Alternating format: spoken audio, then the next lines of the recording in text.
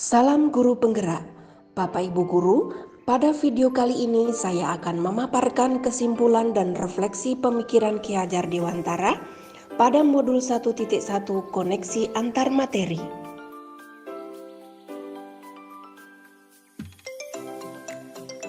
Sebelum mempelajari modul 1.1 tentang pemikiran Ki Hajar Dewantara, pembelajaran yang saya lakukan di kelas selama ini lebih berfokus pada tuntutan kurikulum.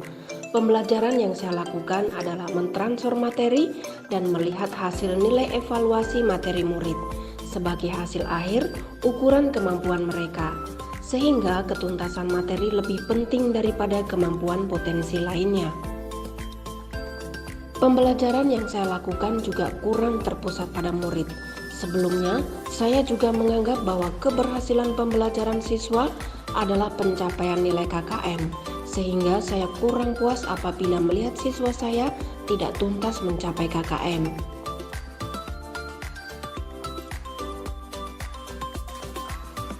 Setelah memahami konsep pemikiran Ki Hajar Dewantara, saya menyadari bahwa apa yang saya pikirkan dan lakukan selama ini keliru. Konsep pengajaran saya berubah. Selama ini saya memandang anak lebih banyak sebagai objek pembelajaran. Harusnya merekalah subjek pembelajaran. Mereka memiliki kebebasan berekspresi, berpendapat, dan berkreasi. Sebagai pendidik, saya seharusnya menghamba pada anak dengan segala ketulusan hati. Sistem Among dalam pembelajaran. Pembelajaran yang dilakukan di kelas bertujuan untuk mendidik anak sebagai subjek, bukan objek. Anak adalah pusat pendidikan. Dalam pembelajaran tidak menghendaki paksaan-paksaan, melainkan memberi tuntunan bagi hidup anak-anak agar dapat berkembang dengan selamat, baik lahir maupun batinnya.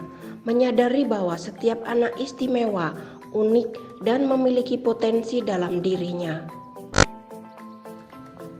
Dalam sistem Among, anak dididik di sekolah sesuai dengan bakat dan minat.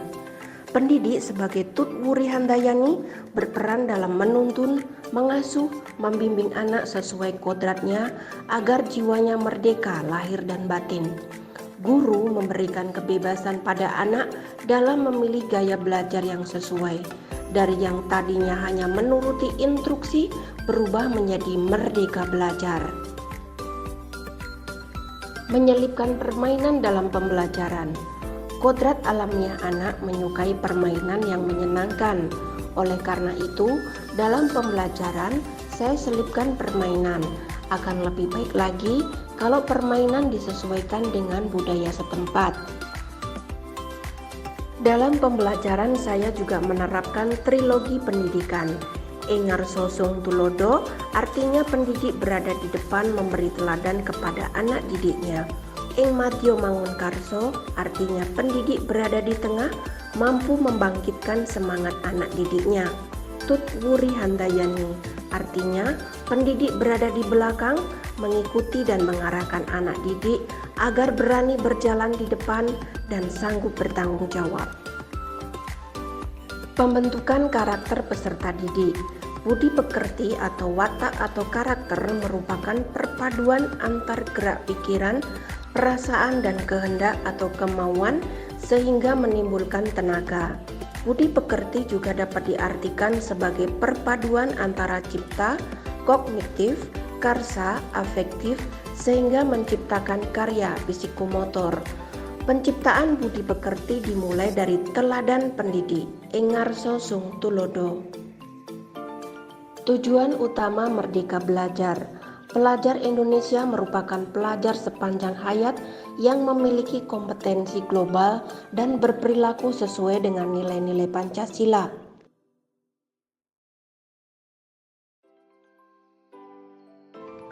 Hal yang akan saya terapkan di kelas agar mencerminkan pemikiran Ki Hajar Dewantara. Merancang pembelajaran yang interaktif dan menyenangkan dengan melakukan diagnosis non-kognitif awal tentang gaya belajar, model pembelajaran yang diinginkan anak.